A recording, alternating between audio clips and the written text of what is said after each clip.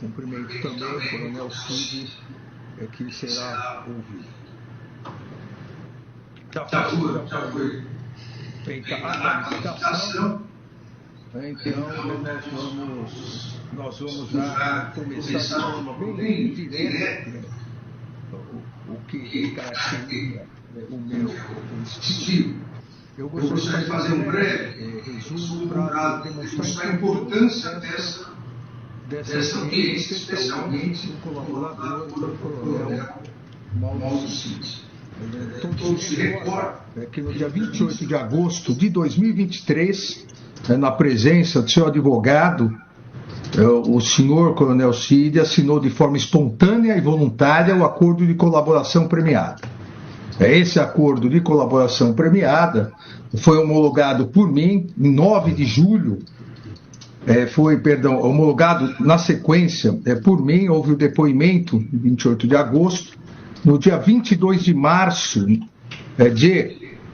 2024, nós já tivemos um primeiro problema aqui, foi necessário convocar uma audiência no Supremo Tribunal Federal, onde o colaborador Mauro Cid, acompanhado do seu advogado, dos seus advogados, que hoje também estão presentes, reafirmou seu interesse em manter a colaboração premiada, reafirmou que a mesma foi realizada de forma espontânea, voluntária, sem nenhuma pressão da polícia ou do poder judiciário. E a partir disso, nós, todos se recordam, nós mantivemos os termos da colaboração premiada. Eu quero recordar que nos termos da colaboração premiada, isso também é muito importante, nos termos da colaboração premiada, na cláusula, na parte 4, dos benefícios pleiteados pelo colaborador, 1. Perdão judicial ou pena privativa de liberdade não superior a 2 anos. 2. Restituição de bens e valores pertencentes ao colaborador que efetivamente tiverem sido apreendidos. 3, e saliento esta parte pela importância, extensão dos benefícios para pai, esposa e filha maior do colaborador, no que for compatível. E 4, ação da Polícia Federal visando garantir a segurança do colaborador e seus familiares, bem como medidas visando garantir o sigilo dos atos de colaboração. Esses são os benefícios pleiteados. Agora, o colaborador tem também, não só benefícios, tem também obrigações. E as obrigações, a maior delas, das obrigações é falar a verdade, é não se omitir, não se contradizer. Não há na colaboração premiada essa ideia de que só respondo o que me perguntam. Não. O colaborador ou colabora com dados efetivos, até porque há um requisito essencial para que os benefícios sejam concedidos, a efetividade da colaboração. Se não houver efetividade da colaboração, se a colaboração em nada auxiliou, não há porquê, dentro dessa ideia de justiça colaborativa, justiça premial, se dar os benefícios. Então, a questão aqui é muito importante em relação à veracidade das informações e, mais do que isso, a não omissão das informações importantes. E por que digo isso? E peço também uma atenção especial aqui do colaborador e de seus advogados. Após essa nova fase da investigação, onde vários documentos foram juntados aos autos, onde celulares, mensagens de celulares, mensagens de computadores, novos laudos foram juntados, se percebeu que há uma série de omissões e uma série de contradições, eu diria aqui com todo respeito, uma série de mentiras na colaboração premiada. Isso fez com que, e dentro da lealdade processual que cabe a todos nós, magistrado, membros do Ministério Público e advogados, isso fez com que, na terça-feira, a Polícia Federal encaminhasse um relatório dizendo, abre aspas, o cotejo dos elementos probatórios identificados revela que o colaborador omitiu informações relevantes para o esclarecimento dos fatos investigados, em tentativa de minimizar a gravidade dos fatos. Fecha aspas. A partir disso, eu solicitei ao eminente Procurador-Geral da República, na própria terça-feira, um parecer sobre a questão. O Procurador-Geral da República, analisando essa questão, analisando até aquele momento, o descumprimento, abre aspas, o descumprimento dos termos acordados torna necessária a medida mais grave ante a existência de indícios concretos da atuação de Mauro César Barbosa Cid como articulador de atos voltados à abolição do Estado Democrático de Direito, o Procurador-Geral da República conclui solicitando, manifestando-se, pela decretação da prisão preventiva do colaborador. Por que fiz esse breve resumo? Porque essa audiência foi convocada como mais uma tentativa de permitir ao colaborador que preste as informações verdadeiras. Já há o pedido da Polícia Federal, já há o parecer favorável da Procuradoria-Geral da República pela imediata decretação da prisão, do retorno à prisão do colaborador. Então, aqui é importante, e exatamente por isso, a fim de possibilitar uma reflexão maior do colaborador com seus advogados, para que esclareça omissões, contradições na sua colaboração, sob pena não só da decretação de prisão, como também da cessação da consequente rescisão da colaboração, e eventual rescisão englobará inclusive a continuidade das investigações e responsabilização do pai do investigado, de sua esposa e de sua filha maior. Eu gostaria de saber se o colaborador está plenamente ciente das consequências da manutenção dessas omissões e contradições. Sim, senhor. Então, Cristina, vamos transcrever o ministro relator fez um breve relatório sobre a colaboração, o acordo de colaboração premiada, os termos pelos quais a Polícia Federal e o colaborador chegaram ao acordo. A audiência realizada no dia 22 de março de 2024, onde o colaborador, na presença de seus advogados,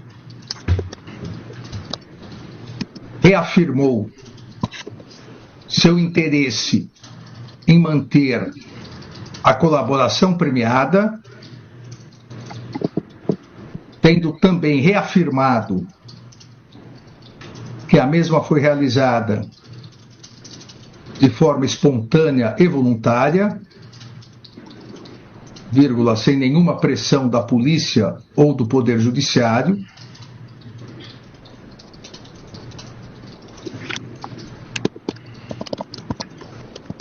O ministro relator também expôs a pontuação. Quem estiver digitando pode colocar, tá? Para não precisar ficar falando vírgula e ponto. O ministro relator também expôs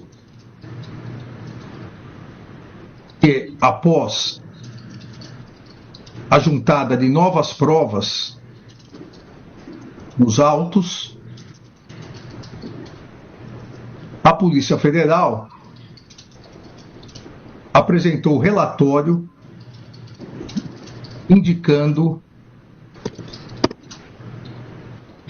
omissões e contradições os depoimentos do colaborador,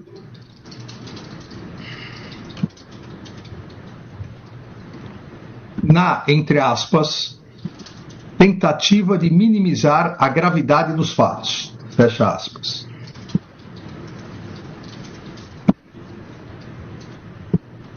Esse relatório foi encaminhado à Procuradoria-Geral da República,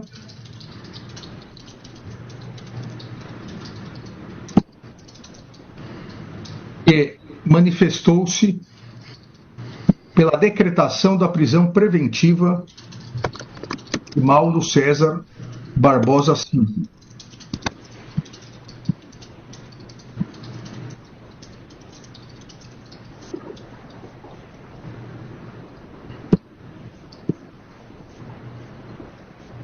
Ponto, né? O ministro relator ainda esclareceu que, se as omissões e contradições não forem sanadas,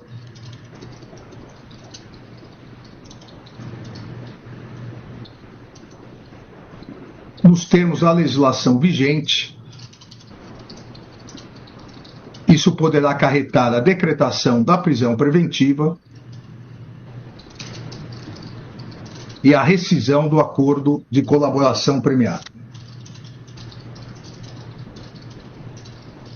com efeitos não só para o colaborador, mas também em relação ao seu pai, sua esposa e sua filha maior, vírgula, uma vez que a extensão de seus benefícios consta na parte 4 do termo de colaboração premiada.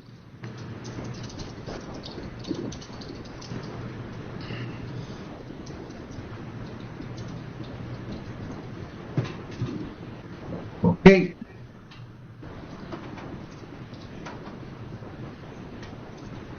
Eu vou ao coronel Mauro Cid, eu vou perguntar diretamente e os dois advogados fiquem à vontade para pedir a palavra. Quem quer falar? Sou eu, Vânia. Por favor, doutora. Antes de mais nada, a defesa gostaria de agradecer pelo senhor ter nos convocado e dizer que a defesa também foi pega de surpresa com esses fatos novos, essa operação nova. Então, nós conversamos com o nosso cliente e ele está disposto a falar sim, a revelar os fatos que ele sabe, porque mentir ele não pode, né? Como Vossa Excelência mesmo disse. Mas ele certamente tem fatos que interessam a investigação, e nós gostaríamos também de ressaltar que nas outras operações, tanto das joias, das vacinas, o coronel Cid ele colaborou muito bem. E também com essa operação, com essa investigação do 8 de janeiro. Tanto é que foi ele quem disse sobre o documento, ele entregou o documento, falou quem eram as pessoas que levaram os documentos. Então, que isso seja levado em consideração, né, de tudo. Agora, quanto a essa última operação, realmente ele vai esclarecer, se houve omissões, contradições, ele vai esclarecer, sim. Eu gostaria de falar antes de contar, tá? Sim. Eu gostaria de contar antes. Doutora, deixa eu dizer, aqui eu não precisaria repetir, mas a colaboração premiada, ela não pode ser seletiva e direcionada. Ela não pode ser utilizada para proteger alguns e prejudicar outros. Aqui, o colaborador, ele dá os fatos. Quem analisa quem será processado ou não é o Ministério Público, é o Procurador-Geral da República. E quem analisa após a denúncia, eventual denúncia da Procuradoria-Geral da República, se haverá culpabilidade ou não, é o Supremo Tribunal Federal. Não é o colaborador que, desde o início, analisa, esse não fez nada, não. Eu quero fatos. Por isso que eu marquei essa audiência, eu diria que é a última chance do colaborador dizer a verdade sobre tudo. Eu vou passar a palavra a ele, só que eu já...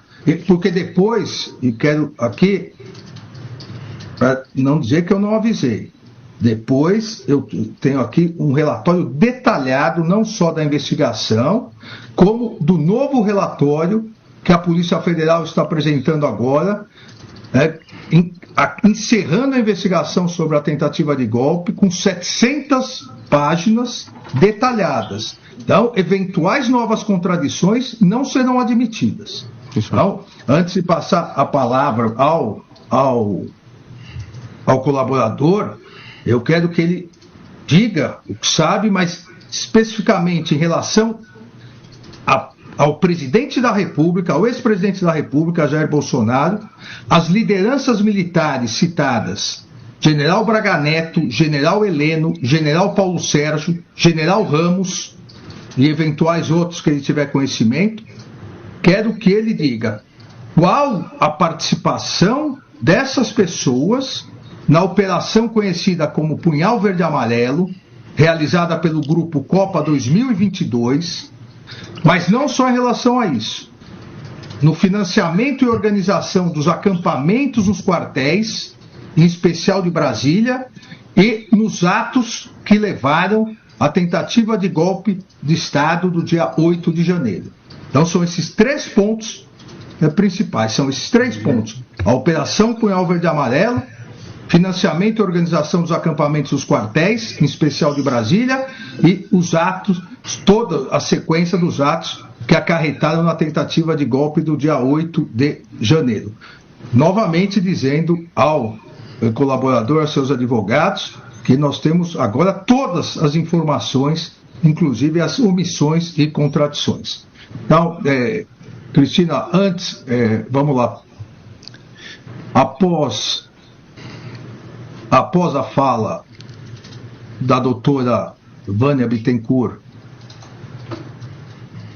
dizendo que a defesa foi surpreendida pelos novos fatos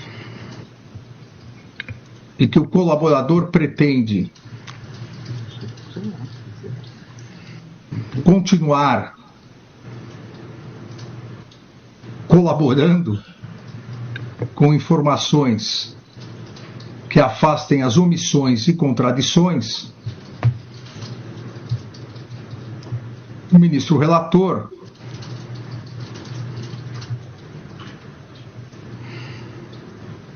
indagou inicialmente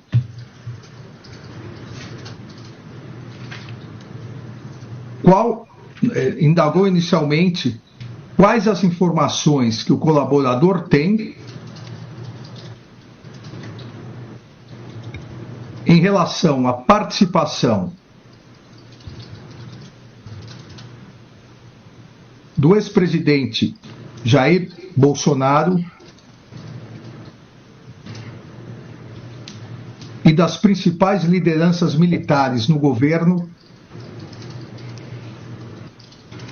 entre elas os generais Braga Neto, Heleno, Paulo Sérgio e Ramos,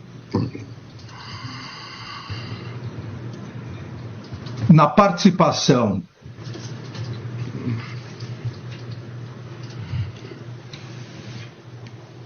da operação conhecida como Punhal Verde Amarelo.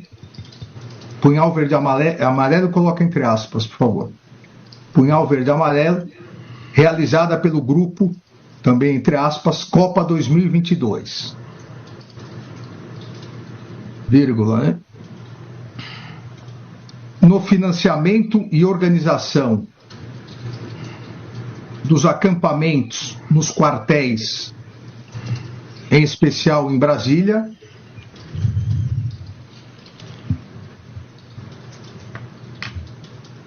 e na preparação, financiamento e execução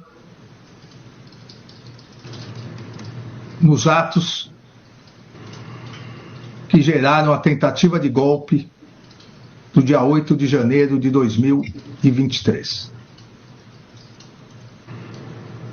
Palavra com o colaborador, Coronel Cid. Excelência, pela ordem. Para que não pareça omissão, como são muitos fatos, a defesa solicita que sejam postulados individualmente, e ele vai esclarecendo. Está aqui para esclarecer todos os fatos. Mas é uma quantidade. Então, que seja postulado individualmente, e ele vai respondendo e esclarecendo. Doutor Bittencourt, quem pediu a palavra para fazer antes uma exposição foi o próprio colaborador. Após isso, eu vou detalhando e perguntando. Por favor. Ok. Boa tarde, ministro. Agradeço a oportunidade que o senhor está nos dando aí de poder esclarecer, poder contar realmente como colaborador e continuar colaborando com o que eu posso.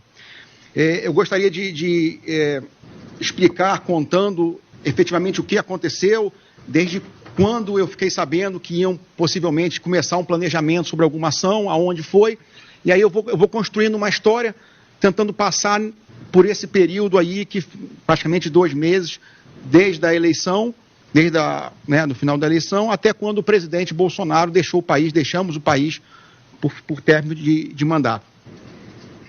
Então, basicamente, sobre esse planejamento do punhal verde e amarelo, a primeira vez que eu fui contactado para conversar sobre alguma coisa sobre esse respeito foi quando eu estava em Goiânia. Eu ia comandar o Batalhão de Ações de Goiânia e eu fui participar já da reunião de comando. Reunião para planejar já o ano de 2023 que ia entrar. Eram 2, 3 dias de reunião. E numa dessas noites, quando eu tinha acabado a atividade, eu fui procurado, pelo de Oliveira e pelo Ferreira Lima, que são colegas de trabalho meu, e a data foi entre 10 e 11 de novembro, 9, 10 ou 11 de novembro, em que eles expressavam a indignação com o que estava acontecendo no país, que alguma coisa tinha que ser feita, tinha uma mobilização de massa muito grande, que o Exército tinha que fazer alguma coisa, que o presidente não podia se omitir, que os generais não podiam se omitir, e que eles estavam propostos a fazer alguma ação que gerasse alguma mobilização de massa, que pudesse causar um caos institucional, alguma coisa, que pudesse levar a uma decretação de um estado de defesa, de sítio, e alguma coisa nesse sentido. E queria saber o que eu sugeriria, o que eu poderia fazer. Aí o que eu falei para eles foi, olha só, eu não tenho contato com manifestante, eu não tenho contato com liderança nenhuma, eu não mantenho esses contatos nem com o pessoal dos manifestantes. E eles sugeriram conversar com o general Braga Neto, que o general Braga Neto, ele que mantinha o contato aí com os manifestantes, com o pessoal dos acampamentos na frente dos quartéis, que tinha essa ligação, digamos, mais popular, ligação com o pessoal do agro, e ligação, obviamente, com o presidente Bolsonaro. Então, isso foi dia 10 ou 11, dia 11, quando eu retornei, dia 12, nós fomos na casa do general Braga Neto, na casa do general Braga Neto. Só um minutinho, sim, senhor. Nelson. O nome das duas pessoas? É o de Oliveira, o coronel de Oliveira e o coronel Ferreira Lima. Tá, o coronel Oliveira, ótimo. Isso. E o Ferreira Lima. Isso. Por favor, pode continuar. Sim, senhor. Aí eu estava no Alvorado, expediente normal no sábado. Quando eles chegaram, eles me encontraram ali, a gente marcou na banca de jornal perto da casa do general, nos encontramos e fomos lá. O de Oliveira já conhecia o general Braga Neto anteriormente, parece que já tinha servido com ele no Rio, na intervenção, com trabalho de forças especiais, tinha uma ligação muito próxima ao general, próxima não, funcionalmente naquele momento, então já conhecia ele de outros trabalhos. E aí a conversa foi nesse nível. Nós temos que fazer alguma coisa para que haja uma mobilização de massa, que haja alguma ação que tenha repercussão, que faça que o Exército tenha que fazer uma coisa, decretação de estado de sítio, os generais entendam a necessidade, que o presidente aceite assinar alguma coisa ou não, mas tudo assim sem saber o que fazer. Não tinha nada específico, ainda detalhado o que se ia fazer. né? E aí começaram a surgir algumas ideias. Não, vamos caminhoneiro, vamos mobilizar os caminhoneiros para o país. Não, vamos bloquear a estrada. Então, ideias que podiam ser feitas para... Quando entrou no nível das ideias, o general Braga Neto interrompeu e falou assim, não, o Cid não pode participar, tira o Cid porque ele está muito próximo ao Bolsonaro. E foi aí que eu fiquei. Tanto que a própria Polícia Federal, né, eu saí mais cedo, eu fiquei 20, 30 minutos no período inicial, saí da reunião e voltei para Alvorada, né, está até registrado tudo ali mais cedo, porque tinha uma reunião, tinha até o link, ele que a Polícia Federal viu, né, que tinha outra reunião que eu tinha que participar com o presidente. Participar não, tinha que assessorar ali a parte técnica. E aí a reunião continuou, eu não conversei mais com eles. 2 dias depois, o Major de Oliveira me liga, né? E aí ele pergunta para mim, né? Tá nos autos, alguma novidade? Como eu não sabia de nada, nem tinha conversado com o general Braga Neto, também não perguntei, que era o meu perfil, falei, não sei, você que tem que me dizer, porque realmente eu não sabia o que eles tinham falado, combinado ou planejado fazer. Aí ele fala assim, estamos sem recurso, né? Alguma coisa assim, não temos recurso. Eu falei, não, tudo bem, vou ver se eu consigo. Aí eu fui procurar o general Braga Neto, né? Não sabia do que tinham planejado, e falei, general, eu não sei o que foi conversado aí, mas eles estão precisando de dinheiro. Aí o general deu a ideia de, não, peça para eles fazerem uma solicitação, o que eles precisam inicialmente, e nós vamos ver se o partido consegue bancar alguma coisa, né? Tanto que inicialmente, até pelo início das conversas, até na minha conversa com isso, eu falei, não, tem que trazer o pessoal do Rio. Eu achava que eles queriam encorpar as manifestações, trazer grupo de motoqueiro, né, para poder encorpar e ter um pessoal conhecido, digamos assim, na mão. Aí ele me manda o primeiro documento, que foi aquele Copa 2022, que a Polícia Federal não conseguiu abrir.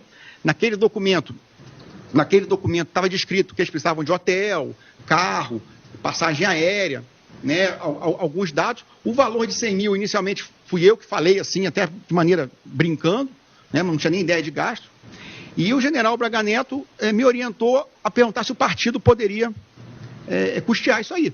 Aí eu fui conversar com o coronel lá, que era responsável pelo partido, não me lembro, recordo o nome dele.